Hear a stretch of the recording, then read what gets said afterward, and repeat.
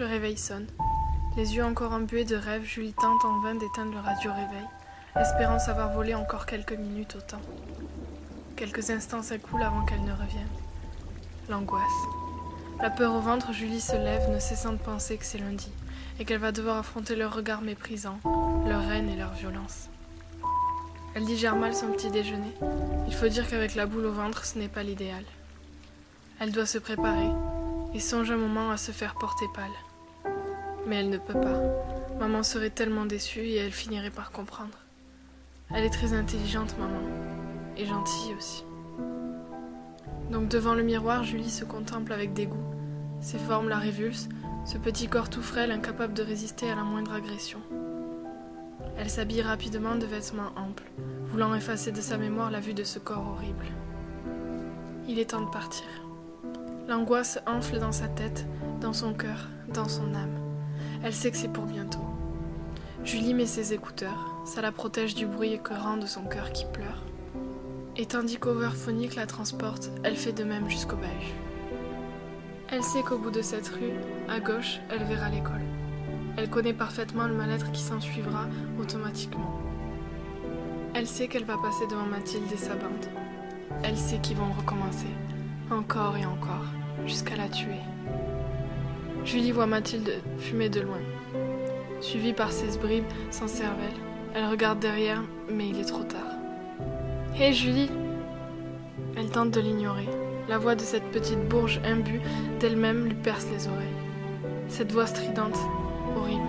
« Hé salope, ne me nie pas. On ne me nie pas à moi. T'as peur ?» Sans un mot, Julie lève les yeux et se retrouve nez à nez avec ceux de Mathilde.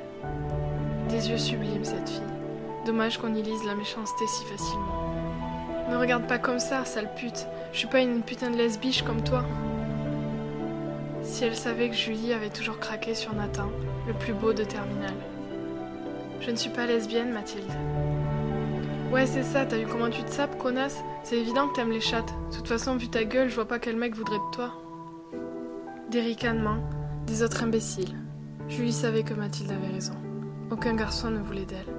Le seul qui avait voulu avait juste volé sa virginité, suivi de sa dignité, en publiant une photo prise à son insu sur internet, puis s'était enfui. Mais ces mots font mal. Julie commence une phrase pour se défendre. Mathilde, ce n'est pas... La douleur quotidienne arriva. Son nez est en sang, ses lèvres lui font mal.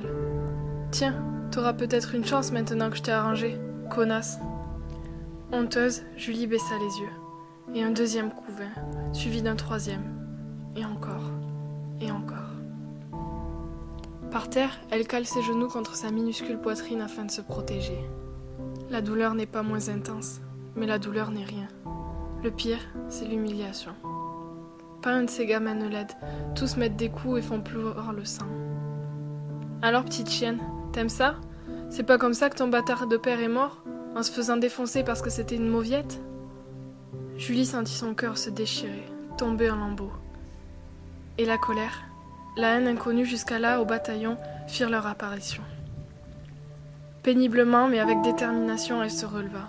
Elle regarda Mathilde droit dans les yeux et lui cracha au visage. Elle se contente de regarder Julie avec un air ridiculement béat. Pendant ce temps, elle prit son sac et le saisit dans ses petites mains. Quoi? Tu vas sortir ton journal intime? Tu vas encore te plaindre au monde entier? Salope, tu vas mourir. Mathilde semblait enragée. Mathilde s'avança le poing levé. C'est à ce moment-là que Julie sort le pistolet de son père. Elle visa. Mathilde, les yeux écarquillés, mourut à la 3e balle.